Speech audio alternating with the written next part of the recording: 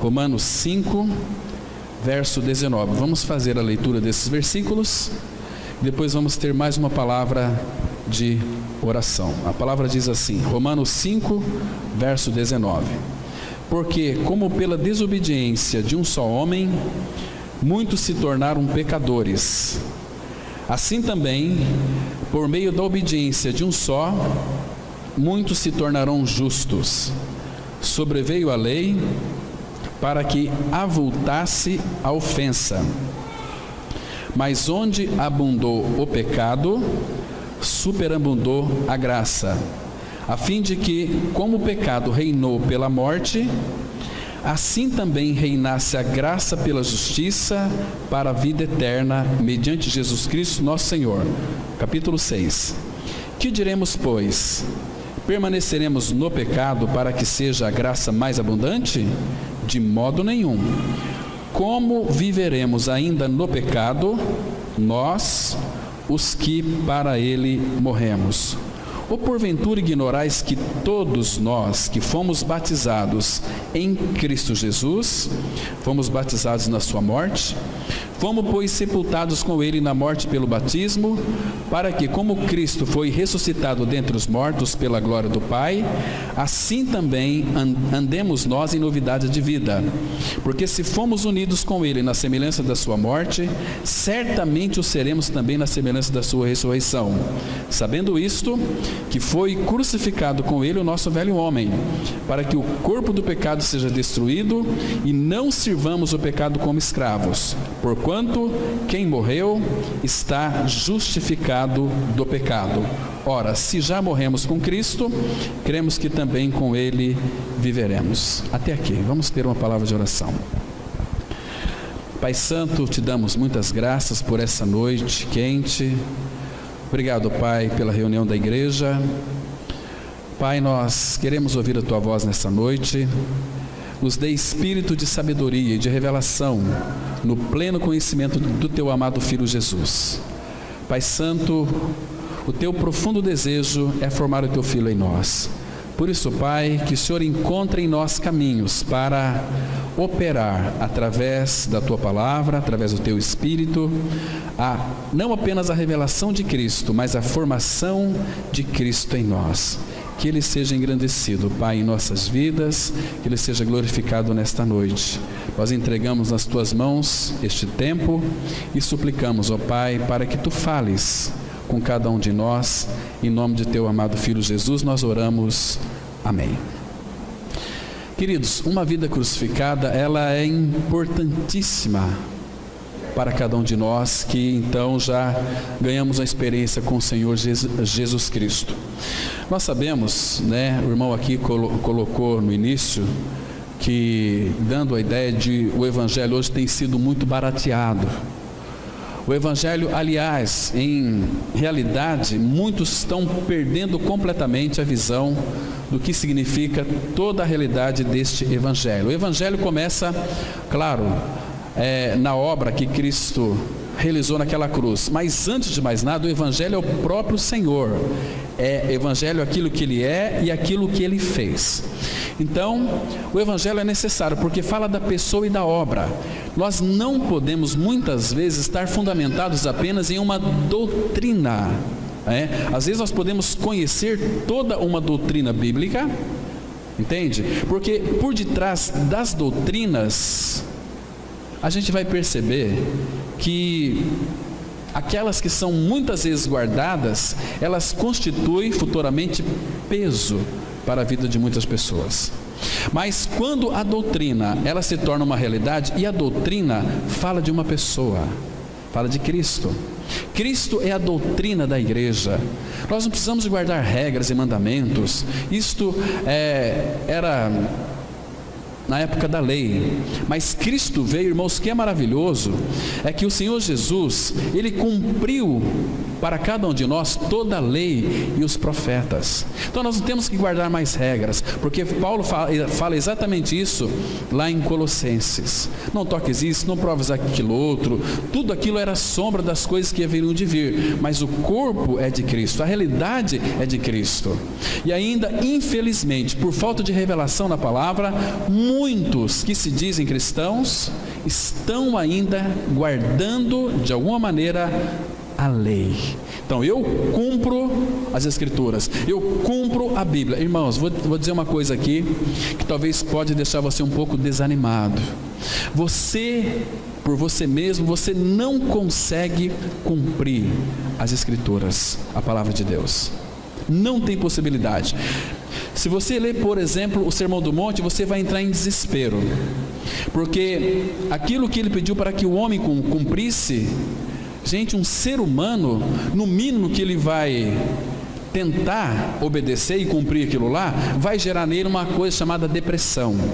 É uma carga muito pesada. Então ninguém consegue cumprir a palavra de Deus. Nós podemos cumprir a palavra de Deus quando somos habilitados pelo Senhor, ou seja, quando o Espírito Santo de Deus habita em nós. E nós precisamos de crer que uma vez que fomos inseridos no corpo de Cristo ali naquela cruz, ali, irmãos, o nosso pecado, ele foi tirado de nós. O que é o pecado? O pecado é tudo aquilo que nós nascemos.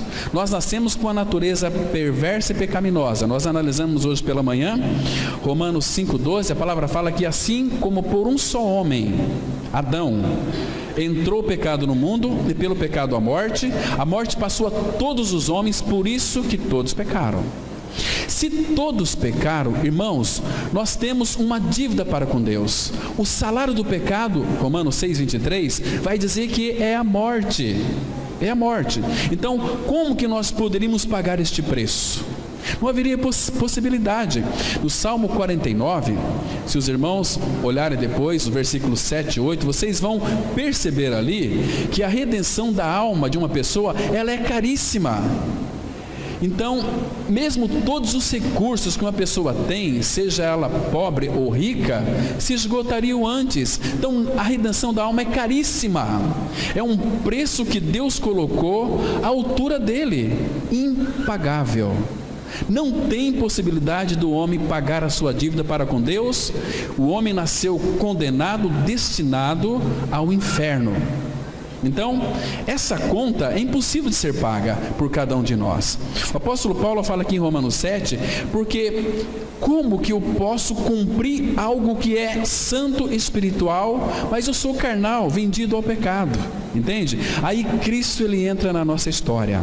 O Verbo se fez carne e coloca sua habitação em nosso meio. Em primeiro lugar, ele cumpriu toda a lei e os profetas. Ele não veio para abrogar a lei, ele não veio para destruir a lei, ele veio para cumpri-la. E nós, irmãos, nós vamos anular a lei? De modo nenhum, muito pelo contrário, nós exaltamos a lei. A lei é preciosa. Agora, por que o Pai então deu a lei para nós? Com uma finalidade muito interessante, não para nós cumprir a lei, mas para nós transgredirmos a lei. Então, quando nós transgredimos a lei, há uma ação do Espírito Santo mostrando que nós transgredimos a lei. Então, a lei mostra que nós somos culpados. Abra aqui, por favor, em Romanos capítulo 7, versículo 18. Olha que interessante aqui, amados. Paulo, ele diz assim, ele está falando da sua experiência quando ele vivia segundo a lei. Ele diz assim, Romanos 7, 18, porque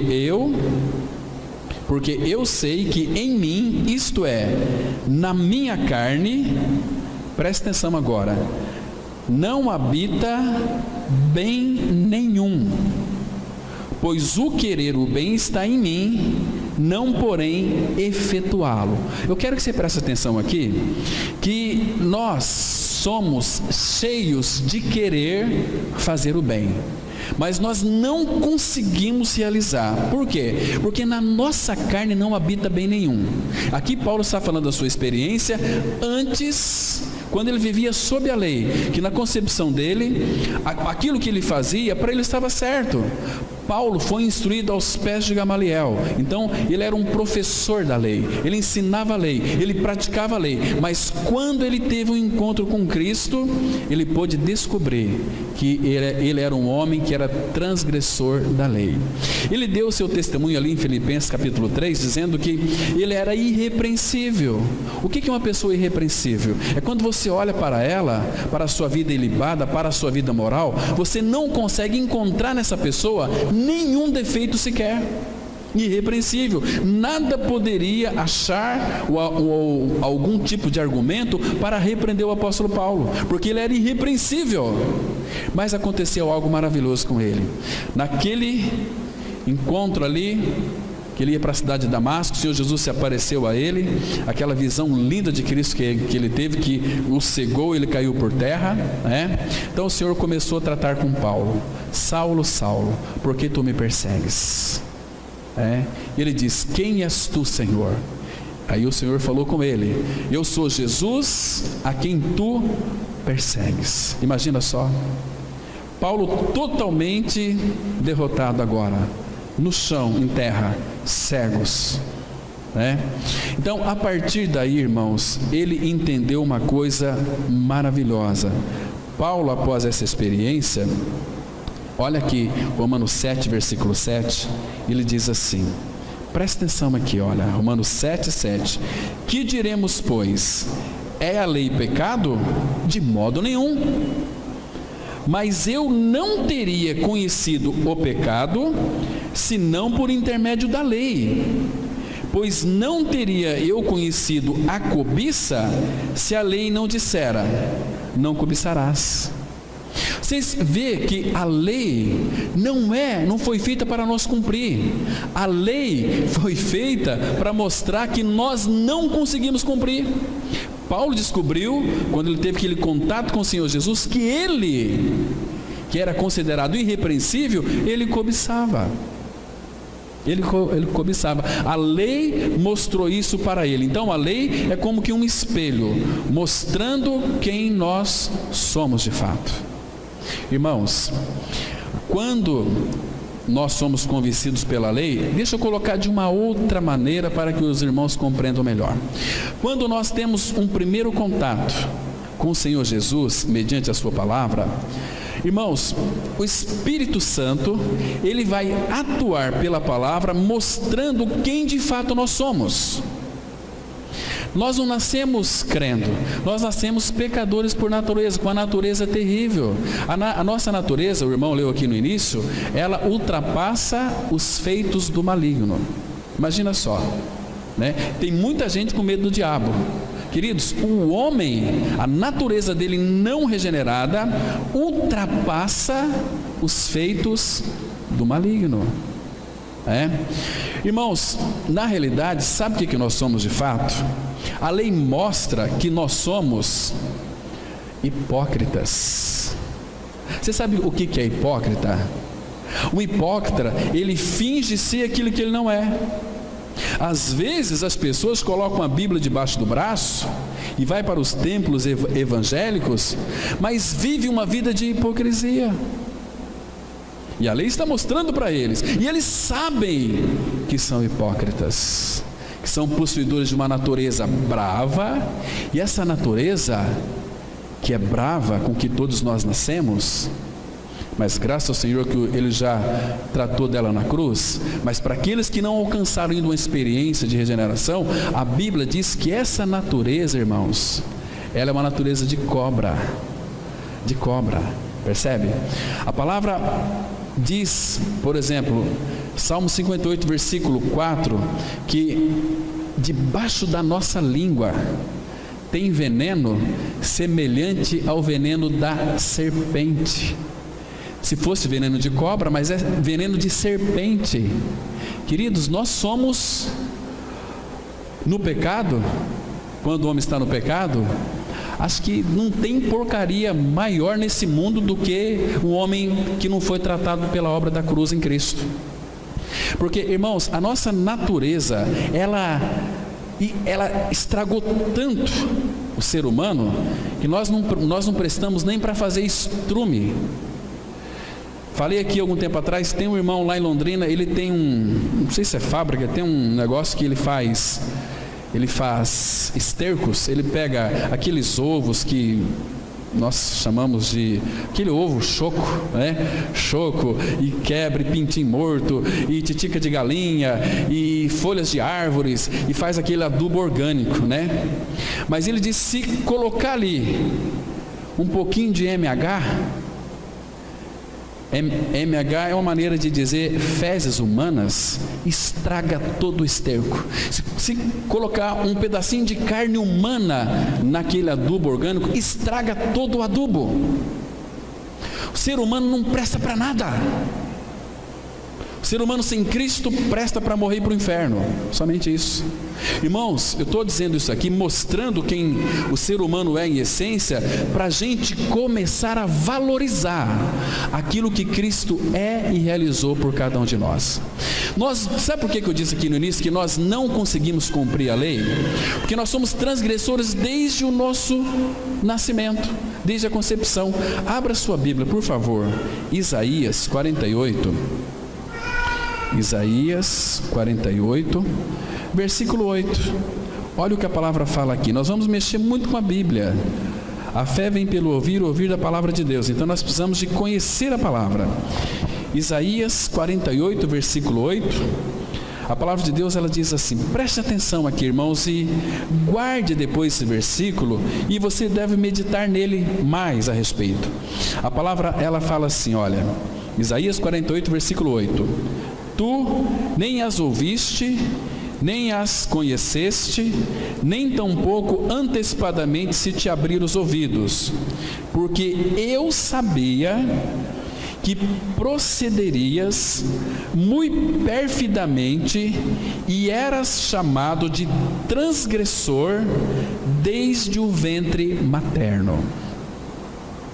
Então, quando a mamãe, uma mulher, ela se engravida, ela concebe uma criança, ali dentro está gerando um transgressor ou uma transgressora.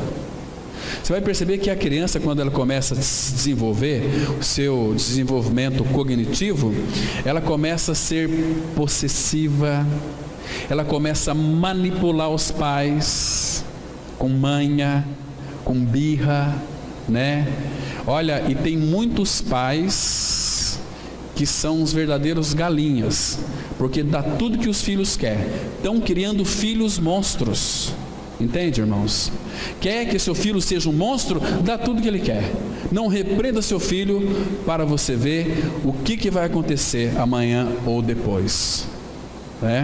Transgressor, isso aqui é sério. Então Deus deixou para que nós ensinamos a criança e deixou também uma coisa chamada vara. Eu sei que hoje em dia muitos pais não sabem educar seus filhos. Por quê? Porque descarregam a raiva em seus filhos. Não é assim. A correção tem que ser feita com amor. Por isso que eu digo aqui, se nós não amarmos o Senhor de todo o nosso coração, nós não somos habilitados para educar os nossos filhos. Aí nós vamos passar para os nossos filhos regras e mandamentos e nós não vamos viver isso. Então é importante que primeiro você saiba de onde que você procedeu, de Adão, e desde o ventre materno nós já éramos transgressores. Então por isso que o homem religioso, ele não consegue cumprir absolutamente nada, ele tenta, por isso que ele se frustra. A gente sempre vai escutar assim, aquele irmão lá desviou, ele nunca nasceu de novo. Ele conheceu uma doutrina, conheceu uma religião, mas nunca conheceu ou teve uma experiência de regeneração na pessoa de Cristo, que a gente vai ver depois aqui, né? A palavra fala, irmãos, que a nossa natureza, ela é terrível, que o nosso coração adoeceu. Hoje, percebe que há muitas separações. As pessoas namoram e casam, e no namoro já é uma hipocrisia terrível. Eu vou cuidar de você, eu vou te amar para o resto da minha vida, mas o primeiro problema ali já é motivo para a separação. Eu casei para ser feliz, ela não me faz feliz, ele não me faz feliz, então é melhor eu voltar para a casa dos meus pais. Não é assim que funciona hoje? Mas por que isso acontece? Porque Jeremias 17:9, a palavra fala assim: enganoso é o coração mais do que todas as coisas, e desesperadamente corrupto, quem o conhecerá? Quem consegue conhecer o coração? Nós não conhecemos a nós mesmos. Ou você acha que você se conhece? Se você, eu me conheço, conhece coisa nenhuma. Quando alguém cutuca você, você dá uma crise de nervo, uma crise de raiva, você fica fora de si. É uma loucura. E loucura faz parte da nossa natureza pecaminosa, natureza de Adão que não foi tratada. Entende, irmãos? Por isso é necessário esta obra da cruz operar em nós para remover toda essa imundícia. Senão nós vamos ser religiosos. Olha só um exemplo aqui. Abra em Jeremias, capítulo 7. Jeremias, capítulo 7. Vamos ler a partir do versículo 8. Assim são muitos crentes, assim são muitos evangélicos, irmãos, que nunca ganharam experiência com o Senhor. Ele diz assim, olha só, Jeremias 7, a partir do versículo 8. Eis que vós confiais em palavras falsas, que para nada vos aproveitam. Que é isto? Furtais e matais, e cometeis adultério, e jurais falsamente, queimais incenso a Baal, e andais após outros deuses que não conheceis, e depois vindes e vos pondes diante de mim nesta casa que se chama pelo meu nome, e dizeis, estamos salvos. Sim, só para continuardes a praticar estas abominações? Irmãos, e assim é muitos que vivem esta ilusão. Mas eu sou filho de Deus, porque, irmãos, aqui no templo, todo mundo pode fingir adoração. Levanta os braços e está louvando, cantando. Oh, que homem espiritual, que mulher espiritual. Mas, querido, você tem certeza de que já creu no seu novo nascimento em Cristo? Você é um filho de Deus? Porque Deus, como nós já dissemos aqui, Deus não busca adoração.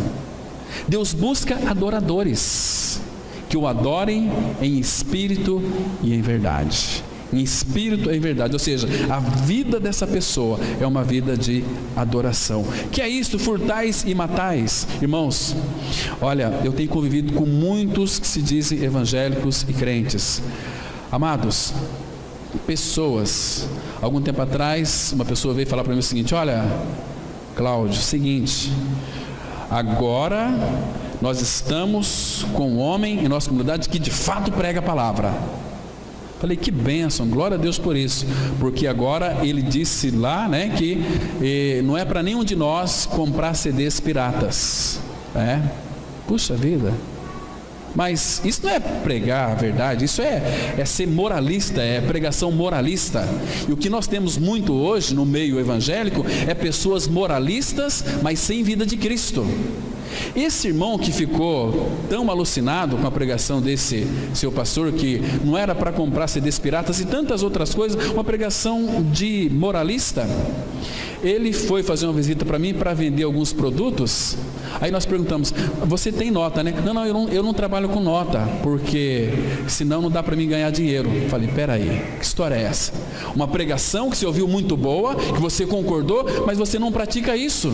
Que é isto? Furtais e matais, cometeis adultério, jurais falsamente, queimais incenso a Baal, e andais após outros deuses que não conheceis, e depois vindes e vos pondes diante de mim, nesta casa que se chama pelo meu nome, e dizeis, estamos salvos. Não está salvo, não vai para o céu, só se for para o céu da boca da onça. Mas não é, irmãos.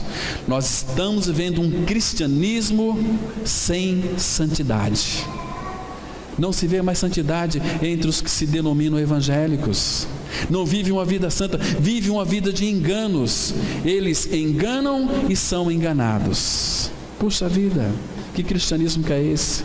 Totalmente leite com água, cristianismo sem vida. Eles leem a Bíblia, pode até ler a Bíblia, oram, sobe monte, desce monte, e cai para trás, e cai um monte de coisas, e fala em outras línguas, e cantam, mas cadê vida de Cristo?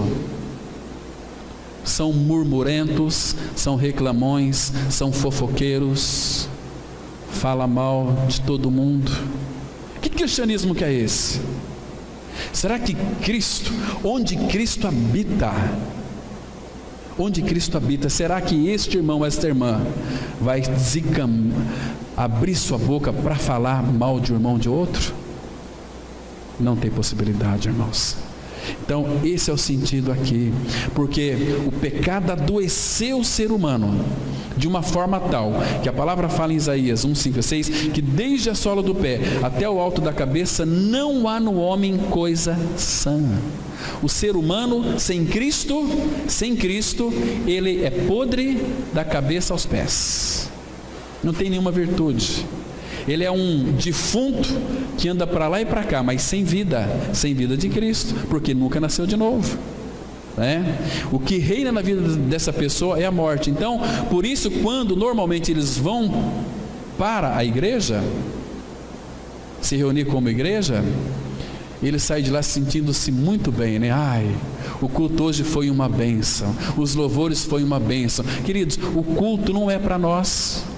Os louvores não são para nós, é para o Senhor, entende? Nós estamos aqui para prestar um culto ao nosso Pai Celestial, ao Senhor Jesus Cristo, que morreu por cada um de nós e nos incluiu na sua morte e na sua ressurreição, para a gente não apenas louvar Ele aqui, mas para nós vivermos uma vida de louvor do portão para fora, uma vida de louvor, uma vida que expressa Cristo, né? Mas o que se encontra hoje é murmuração, é reclamação. Estão dando ouvido àquelas palavras agradáveis dos profetas que enchem as pessoas de vãs esperanças. Aqui em Jeremias, vamos pular para o capítulo 23.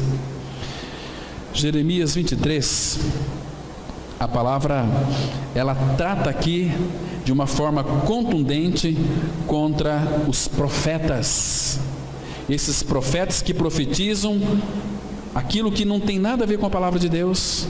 A palavra, ela diz assim, olha, Jeremias 23, versículo 21, vamos ler alguns versículos aqui. A palavra diz assim, 23, 21, não mandei esses profetas, todavia eles foram correndo, não lhes falei a eles, contudo profetizaram.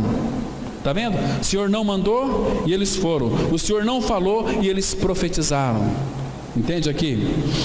Diz assim o versículo 25 agora, tenho ouvido o que dizem aqueles profetas, proclamando mentiras em meu nome, dizendo, sonhei, ai, Deus falou comigo no sonho. Queridos, se você sonhou, o sonho você tem que contar apenas como sonho. Olha aqui o versículo 28 desse mesmo capítulo, o profeta que tem sonho, conte-o como apenas sonho. Se você sonhou, ainda que deu tudo certo, não vá pensar que foi o Senhor, você sonhou, então conte como sonho. Eu sei que antigamente Deus falou aos nossos pais sonhos, visões, uma série de coisas, mas nesses últimos dias Ele nos falou pelo Filho.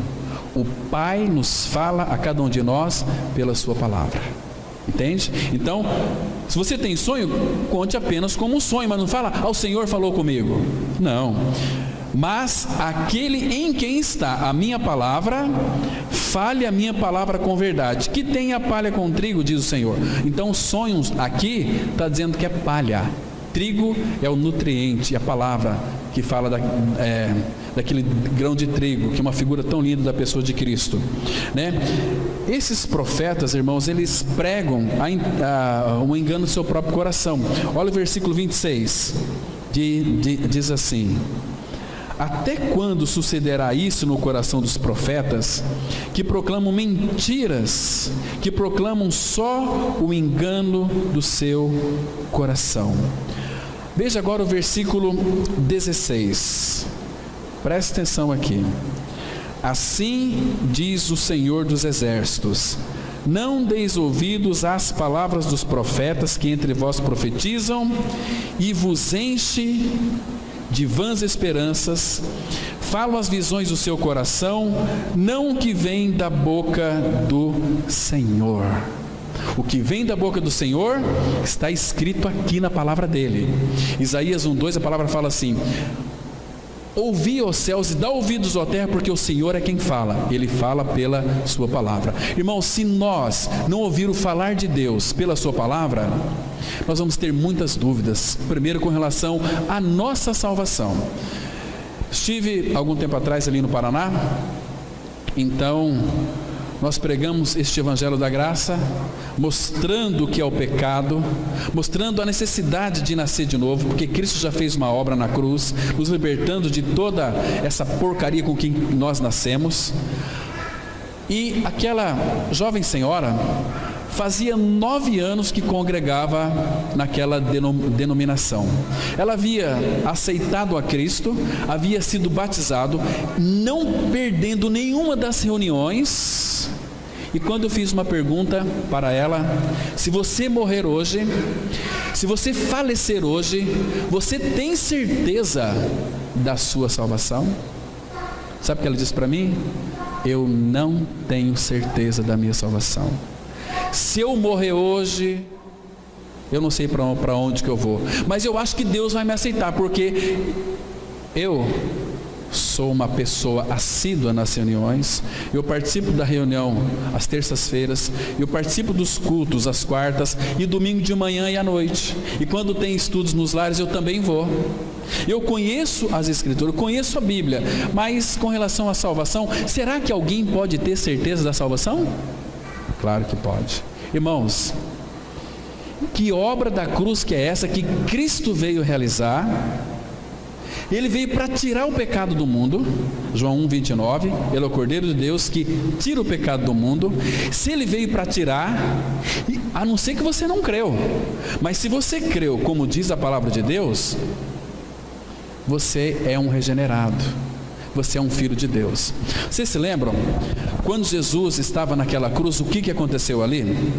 Abra sua Bíblia em João capítulo 12, versículo 32 e 33. João 12, verso 32 e 33.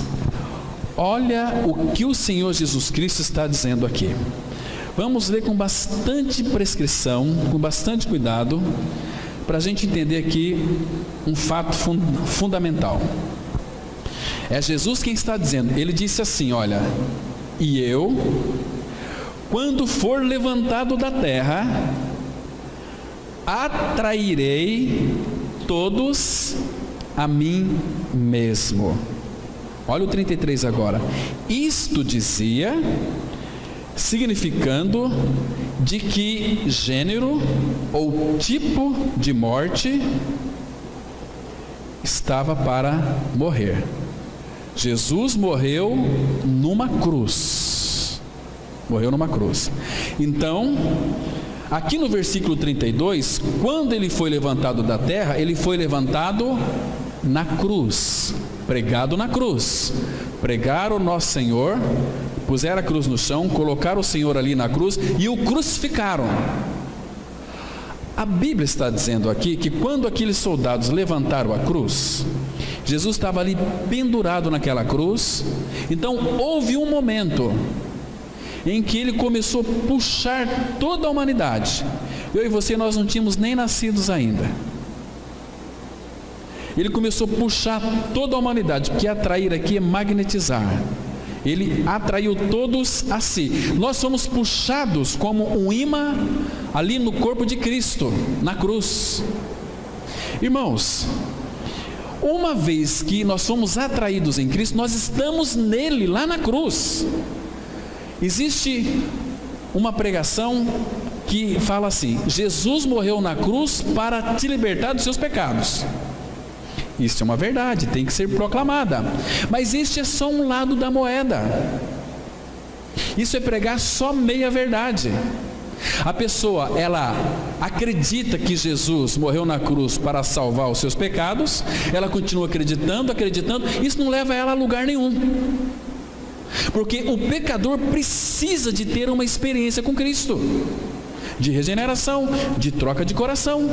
Senão ele nunca vai ser filho de Deus. Senão ele vai ser um crente bobão aí, se emocionando com os louvores, com pregação, com choro e aquela coisa toda. Eu estou sentindo a presença de Deus. Isso não existe na Bíblia, sentir a presença de Deus. Nós cremos que Ele habita em nós, é fé. A palavra fala que o meu justo vai viver pela fé e não pelo sentimento. Quem vive pelo sentimento tem uma vida hoje, aleluia, foi que benção, amanhã está lá nos lugares mais baixos, lamuriando, ai, será que Deus esqueceu de mim? Esses nunca foram regenerados de fato. Então, fomos atraídos em Cristo, irmãos, Ele nos atraiu, Ele nos puxou para Ele, sabe por quê? Porque o pecador é eu e você. Jesus tinha pecado? Não tinha pecado, então fazia sentido Ele morrer numa cruz sozinho? Quem mais estava com Cristo lá naquela cruz? Você conseguiu enxergar o seu nome aqui? E eu, quando for levantado da terra, atrairei todos. O teu nome tem que estar, você tem que crer que o seu nome está aqui dentro desse todos. Ele atraiu, então eu tenho que crer que eu fui atraído. Por quê? Porque é a Bíblia que está dizendo.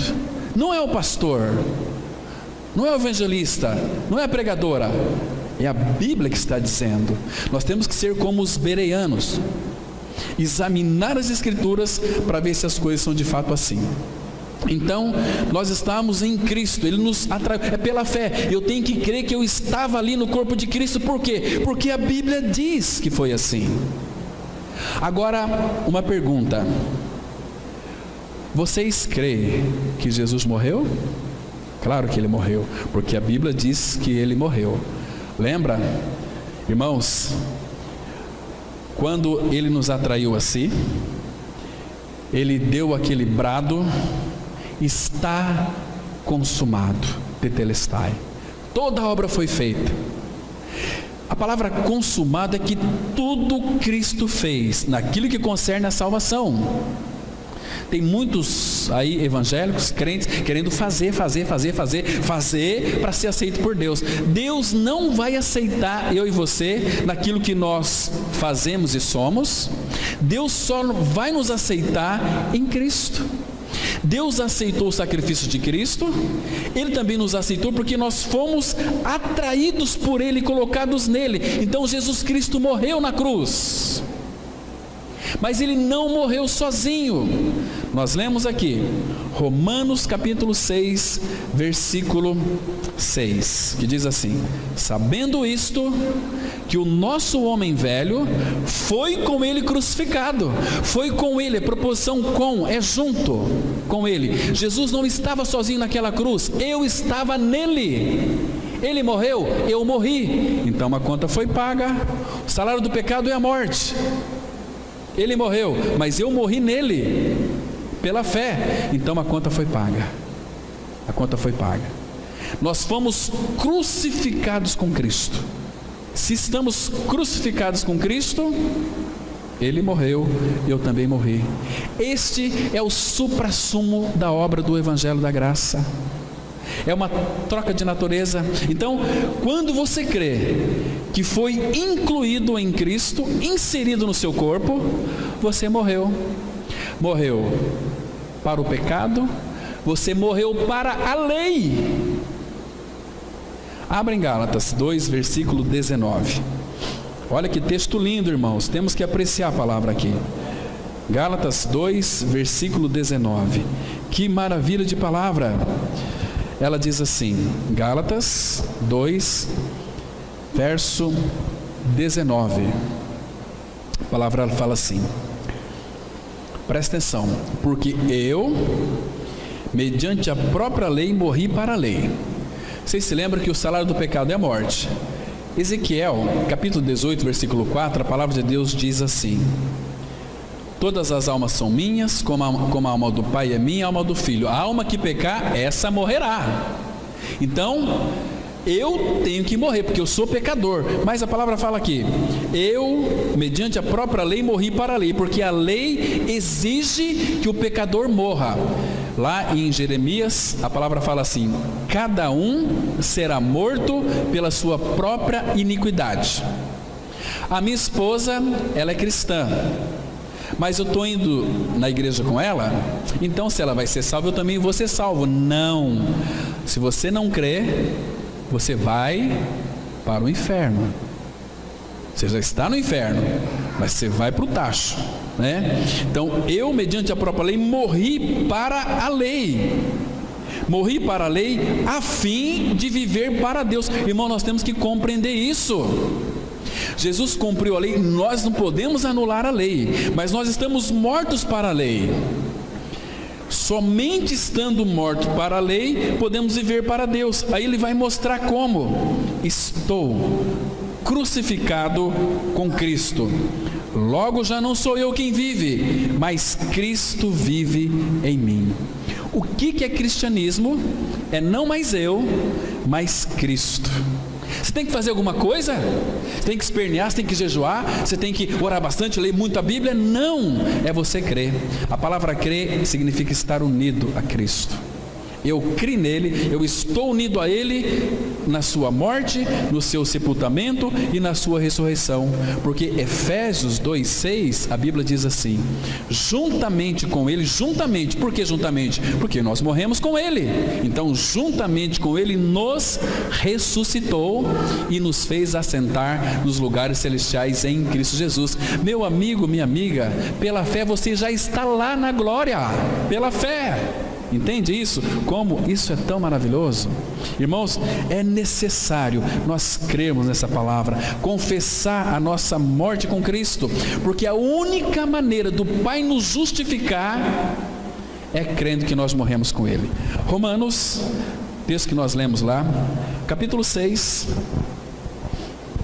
versículo 5, diz assim a palavra. Olha que preciosidade. Aqui o Espírito Santo coloca umas condicionais muito boas, nós temos que atentar para elas. Se nós não darmos um passo à frente e disser, Senhor, eu creio, a gente está correndo risco de morte eterna. Romanos 6,5, a palavra fala assim: porque se fomos unidos com, preposição com é junto com ele, porque se fomos unidos com ele, na semelhança da sua morte. O que é semelhança de morte, meus irmãos? É ter uma morte igual, né? A pessoa lá o avião caiu, morreu 200 pessoas, todos tiveram uma morte de acidente de avião. Por que eles morreram? Porque todos eles estavam dentro do avião, incluídos naquele avião. O avião caiu, morreu o piloto, mas morreu todos que estavam dentro do avião. Irmãos, naquela cruz, o Senhor Jesus, ele foi crucificado, mas nós estávamos nele. A não ser que você não crê, porque a Bíblia é tão clara, diz assim: porque se fomos unidos com ele, na semelhança da sua morte, ou pode ser dito em outras palavras, unidos com ele, na mesma morte que ele. Aí aparece essa palavra aqui no grego, é certeza. Se você creu que foi unido com Cristo na cruz e teve uma morte de cruz junto com ele, aí você pode confessar: certamente o seremos também na semelhança da sua ressurreição. Mas se você não creu que morreu com Cristo na cruz, você não vai ter ressurreição igual a ele, não. Você vai perecer. A palavra fala assim em 2 Timóteo 2,11: fiel é esta palavra, se já morremos com ele, cremos que também com ele viveremos. Se não morreu com ele, não vai viver com ele. Não é assim? Então, irmãos, essa aqui é a diferença. Um evangelho que não traz peso. Pela graça sois salvos mediante a fé. Isso não vem de vós, é dom de Deus, não vem de obras. Aquilo que eu faço, porque as nossas obras, irmãos, fora de Cristo, a palavra fala em Isaías 64, que são trapos da imundícia. Trapo da imundícia. Mas aqui nós vemos que Cristo fez a obra, Ele morreu a nossa morte, né? Olha o versículo 7, Romanos 6,7: porquanto quem morreu está justificado do pecado. Semana nós estávamos tratando com os irmãos né, sobre esse versículo aqui, foi tão precioso, mas que nós compreendemos que aquele que está justificado do pecado, olha para o texto, é aquele que morreu. Se você não creu que morreu com Cristo, você está perdido, você não foi justificado, você tem uma salvação psicológica. Então, é quem morreu está justificado do pecado. E o versículo 8, ele afiança, dizendo o seguinte: ora, se já morremos com Cristo, cremos que também com Ele viveremos. Se você não morreu com Cristo, não precisa nem crer, você não vai viver com Ele. Se já morremos com Cristo, cremos que também com Ele viveremos. Isso é maravilhoso. Então aqui está a nossa libertação do pecado. O pecado foi removido de nós. E agora, irmão, sabe o que acontece? Ele nos regenerou não para nós sermos evangélicos, não para nós sermos meros crentes. Não, muito mais do que isso. Ele nos regenerou para nós sermos santos. Porque se nós não formos santos, talvez aqui caberia uma pergunta: você é crente ou você é um santo? Crente até o diabo estremece. Mas graças ao Senhor, irmãos, você sabe, eu também sei, nós temos muitos defeitos. Se alguém olhar para nós, vai dizer o seguinte: você não é tão santo assim. Mas, irmãos, nós não temos que ficar com a opinião do povo, nós temos que ficar com a opinião de Deus. Se Deus disse que nós somos santos, amém, nós temos que crer que somos santos. 1 Coríntios, aí pertinho, capítulo 6, versículo 19. É só, 1 Coríntios 6, verso 19. Esse aqui, aquilo que concerne ao nosso corpo. A palavra fala assim: acaso não sabeis que o vosso corpo é santuário do Espírito Santo, que está em, a palavra aqui em significa dentro de vós, não é do teu lado. O Espírito Santo não está do teu lado. Se o Espírito Santo estiver do teu lado, você vai para o inferno. Ele tem que estar dentro de você. Acaso não sabeis que o vosso corpo é santuário, ou em outras palavras, é morada do Espírito Santo que está em vós, o qual tendes da parte de Deus, e que não sois de vós mesmos? Agora abra aí no capítulo 3 de 1 Coríntios, versículo 16. Olha o que a Bíblia diz. 1 Coríntios 3, verso 16. A palavra fala assim: não sabeis que sois, não é que você vai ser, se você creu que morreu com Cristo, não sabeis que sois santuário de Deus e que o Espírito de Deus habita em vós? Olha o 17: se alguém destruir o santuário de Deus, Deus o destruirá, porque o santuário de Deus que sois vós é sagrado. A palavra sagrado aqui no grego significa é santo. Você não é um evangélico, você é um santo, amado de Deus. É uma diferença muito, muito grande. E se não for santo, ninguém vai ver o Senhor. Último texto, Hebreus capítulo 12, versículo 14. Olha o que a Bíblia diz aqui, e isso nos chama a nossa atenção. Hebreus 12, verso 14. Vamos ler com bastante atenção. Diz assim a palavra, Hebreus capítulo 12, versículo 14. Ele diz assim: segui a paz com todos e a santificação, sem a qual ninguém verá o Senhor. Segue a paz com todos e a santificação, sem a qual ninguém verá o Senhor. Por isso a pergunta: você é crente ou você é santo? Irmãos, quando cremos que fomos crucificados com Cristo, Cristo é a nossa vida, vem o Pai para dentro de nós, vem o Filho, vem o Espírito Santo, somos habitados pela Trindade. Agora, não sabeis que o vosso corpo é santuário do Espírito? E que aquele que habita em nós nos torna nós santos, nos torna capazes para obedecê-lo. E não é você se esforçando para se santificar, não. Quem vai operar a santificação em nós é o Senhor. Lembra, abra lá, 1 Tessalonicenses capítulo 5, verso 23.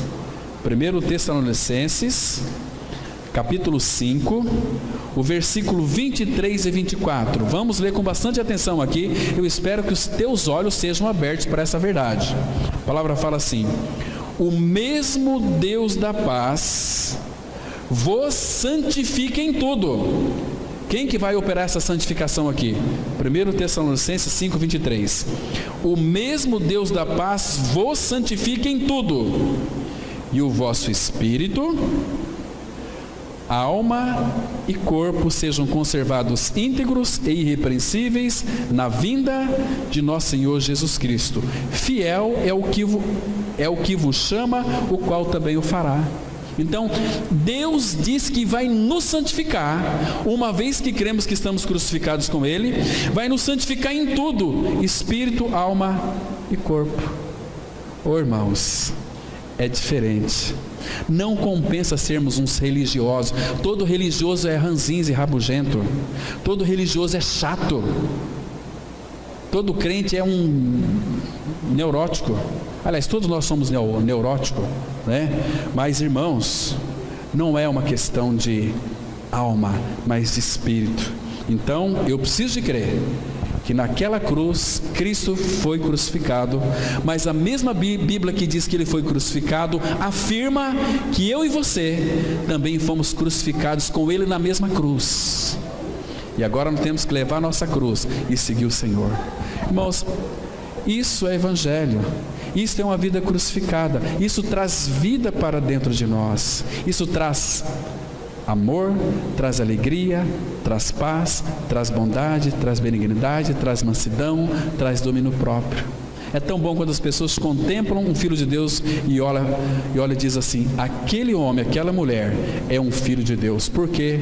Porque a forma que ele fala, a forma que ele trata seu marido, sua esposa, a forma que ele cuida dos seus negócios com responsabilidade e seriedade, é certamente uma pessoa santa.